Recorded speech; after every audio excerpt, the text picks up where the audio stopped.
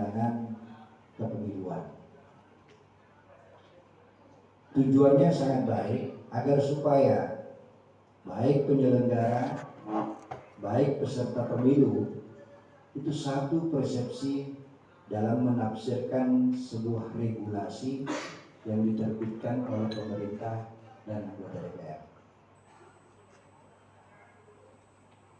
Terkait dengan ini, kegiatan sosialisasi pengawasan tahapan kampanye yang sedang berjalan sudah kurang lebih kalau tidak salah hampir setengah bulan, dan kemarin itu dimulainya awal pertama daripada kampanye terkait dengan debat presiden. Dan ini memang implikasinya kepada daerah belum terlalu signifikan, karena masing-masing sekarang ini masih proses bagaimana sosialisasi yang dilakukan oleh para calon legislatif kita, baik itu dari partai maupun dari perseorangan. Nah, nanti ke depannya ini akan lebih rumit. Saya perkirakan akan lebih rumit, karena memang keserentakan ini konsekuensinya itulah mobilitas daripada peserta pemilu, dan begitu pula mobilitas itu dituntut mobilitas yang kuat oleh penyelenggara maupun aparat keamanan. Jadi di sini terkait dengan kampanye ini saya lebih cenderung kepada mobilitas penyelenggara dan keamanan dan pengamanan, karena sedikitnya waktu atau ruang yang diberikan oleh oleh undang-undang kepada peserta pemilu untuk mengkampanyekan baik partainya melalui visi misi dan programnya. Di situ juga ada presidennya, di situ juga ada calegnya, mulai dari DPR RI, perseorangan, DPD sampai ke kabupaten kota. Nah, ini jadi saya teringat di 2019. Di 2019 itu baik kampanye presiden maupun kampanye legislatif ataupun perseorangan itu masih terjadwal. Tetapi saat ini yang punya jadwal kampanye itu hanya presiden, sementara legislatif tidak punya kampanye jadwal.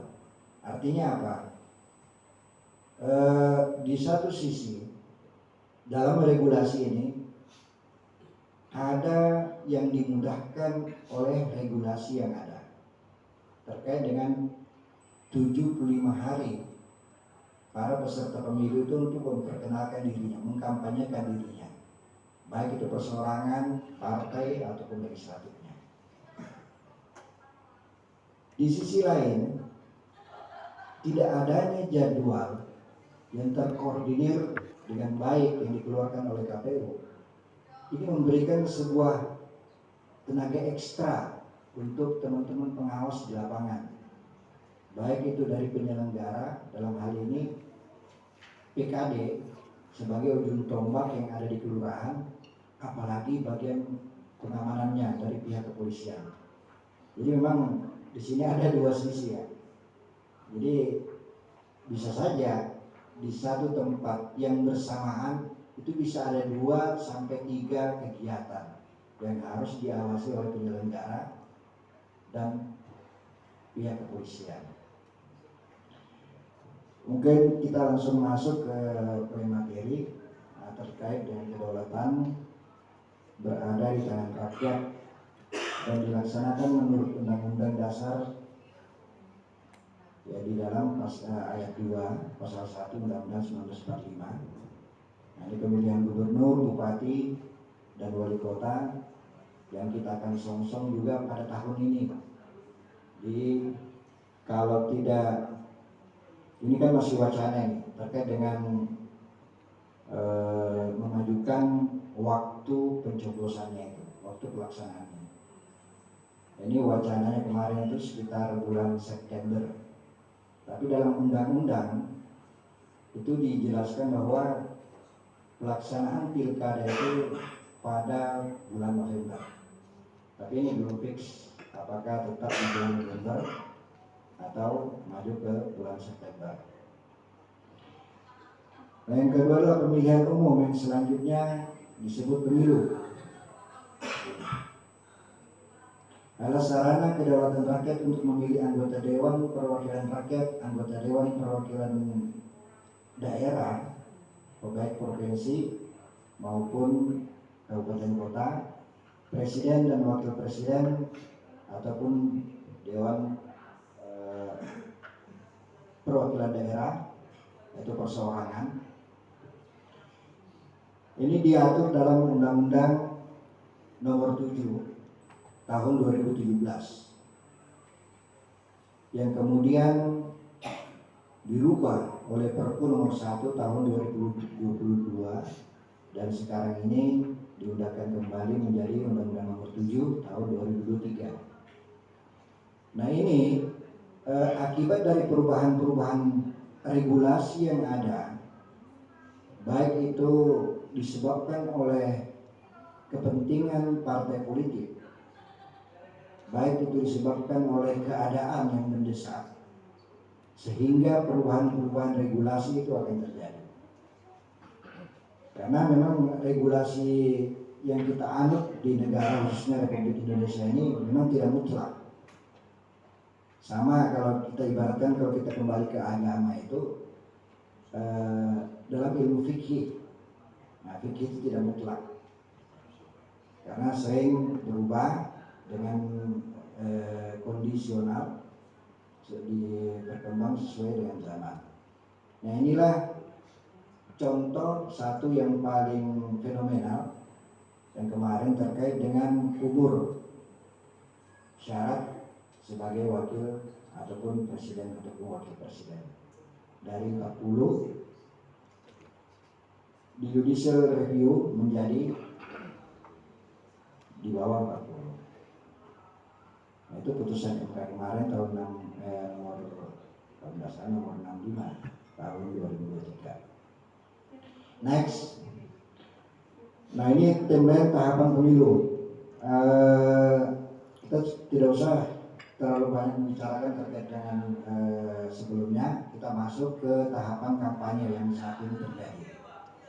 Nah, di sini mungkin saya tidak terlalu terfokus kepada slide ya. Kita ngalir aja. Jadi di sini tidak ada yang memberikan arahan yang sebagai apa istilahnya itu ahli dalam kepemiluan. Itu semua ahli dalam kepemiluan. Hanya kita sharing saja terkait dengan regulasi. Nah, saat ini dalam kampanye itu diatur dalam PKPU. Kalau tidak salah PKPU 15 tahun 2023 dan ini sudah direvisi kembali. PKPU nomor 20 kalau tidak salah 2023. Nah, dalam aturan-aturan itu teman-teman atau peserta pemilu yang ada itu ada beberapa kelonggaran yang diberikan kepada peserta pemilu, termasuk untuk caleg partai, caleg DPRD provinsi, DPD perseorangan, dan DPRD kabupaten kota. Salah satunya tadi masalah jadwal. Jadi sosialisasi mereka diberikan seluas-luasnya untuk memperkenalkan dirinya, citra dirinya sebagai peserta pemilu, baik itu provinsi maupun DPRD kabupaten kota. Nah, ini tadi istilahnya kalau saya istilahkan di sini tadi cashback ya. Di salah satu sisi waktu kampanye itu dibatasi hanya 75 hari. Maka konsekuensinya adalah supaya balance akhirnya tidak dijadwalkan oleh KPU, diberikan seluas-luasnya. Nah, inilah saya bilang tadi di awal bahwa ada dua satu penyelenggara dan institusi kepolisian yang diberikan tenaga ekstra di sini untuk mengawasi. Kalau jadwal kan tahu nih, hari ini jam segini di kelurahan ini, di kecamatan ini akan diadakan kegiatan sosialisasi dari partai A, B, C dan seterusnya. Mulai jam sekian sampai jam sekian, itu bisa diatur. Misalnya di satu tempat, kalau kita berbicara ini di kecamatan Palaran, misalnya di satu tempat di kelurahan Rawamakmur, itu biasanya kampanye itu di bagian pasar itu kan, di dalam itu dekat sungai. Kalau tidak ada jadwal, itu bisa saja ada 3 partai yang melakukan sosialisasi ataupun kampanye di Rawamakmur tersebut, di pasar tersebut dengan waktu yang bersamaan. Kan ribet ini, ribet. Yang kasihan tuh satu, kepolisian pasti kawan-kawan yang mana mau didahulukan, kalau tidak disama-samakan nanti takut benturan, kan itu. Begitu juga dengan pengawas, siapa yang mau didahulukan, siapa yang misalnya diatur jadwalnya jam sekian partai ini, setelah itu jam sekian partai ini, itu kan aman itu. Ini contoh lagi di 2014 itu partai A dan partai B satu tempat di Rawamakmur tadi, akhirnya kan crash di sini karena tidak ada yang mau mundur. Yang satu bilang, kalau saya mundur Pak siang ataupun sore, orang sudah habis di pasar. Lalu terus saya bilangnya mau sosialisasi atau kampanye sama siapa? Sama penjual aja kan. Nah sementara yang satunya maunya pagi, karena kan pagi itu ramai tuh sampai menjelang siang. Nah, kan di situ berebut waktu. Nah inilah pentingnya ada jadwal sehingga mudah bagi keamanan, dalam hal ini adalah pihak kepolisian untuk mengatur itu. Oh ini sesuai jadwal Bapak ini jam sekian. Ini sesuai jadwal Bapak jam sekian. Tidak bisa misalnya jadwal yang siang dipaksakan ke pagi, karena itu sudah tertera dalam jadwal yang dikeluarkan oleh KPU. Nah sekarang kan tidak ada jadwal itu. Nah, artinya apa di sini? Memang saya bilang tadi ada pengawasan yang ekstra yang harus dilakukan oleh pihak kepolisian atau pengawas pemilu. Nah inilah pentingnya koordinasi. Jadi saya mengharapkan pengawas pemilu itu seyogianya setiap waktu harus koordinasi dengan pihak keamanan, karena untuk menghindari hal-hal yang kita tidak inginkan.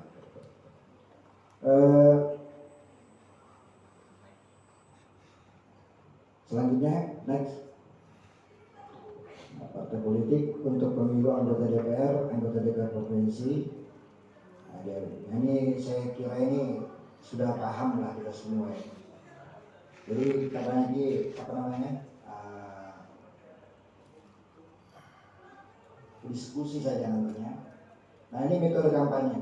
Jadi metode kampanye ini pertemuan terbatas, pertemuan tatap muka sampai ke huruf I, sampai huruf J. I. Nah ini yang kita bahas sekarang terkait dengan sosialisasi ataupun pertemuan tatap muka terbuka umum. Itu kan sering yang menjadi masalah itu keterlibatan anak-anak di dalamnya. Nah ini yang saya perlu utarakan juga. Kalau tidak salah itu pihak dari Kapolres sama Bawaslu Kota Samarinda beserta pengurus-pengurus partai yang ada di Kota Samarinda itu sudah duduk bersama terkait hal-hal semacam ini. Keterlibatan anak-anak yang ada dalam areal kampanye atau areal sosialisasi. Nah ini kan biasa yang dijadikan orang sebagai senjata untuk melaporkan partai tertentu ataupun peserta pemilu yang tertentu untuk dilakukan sanksi pemilu. Nah, yang kita harus pahami bahwa melibatkan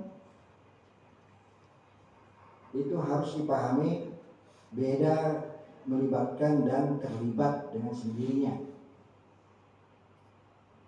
Melibatkan itu ada sebuah kegiatan yang dari awal yang sudah disetting oleh peserta pemilu atau panitia untuk menghadirkan anak-anak yang di bawah umur ini.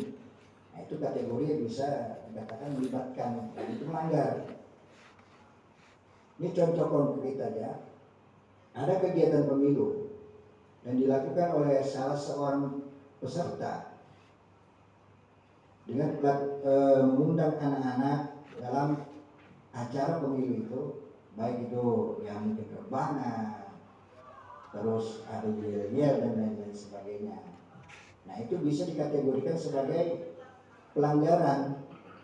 Tetapi kalau anak-anak itu tidak aktif dalam sebuah kegiatan kampanye, tidak kasih panggung, dia hanya hadir berkeliaran di situ, mungkin karena namanya anak-anak lihat keramaian ya datang, karena dekat rumahnya atau ada bapaknya yang ikut atau orang tuanya yang ikut dalam pemilu tersebut.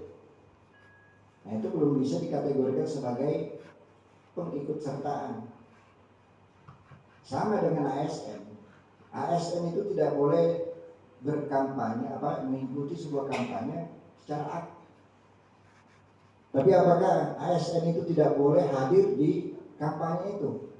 Sementara dia diberikan hak untuk memilih calon pimpinan baik di DPR maupun di presiden. Nah, kita jadi zolim kan kalau misalnya seseorang diberikan hak untuk memilih, sementara dia dilarang untuk mendengarkan visi, misi atau program orang yang mau dipilihnya. Ada kejadian di Bawaslu itu acaranya di GOR.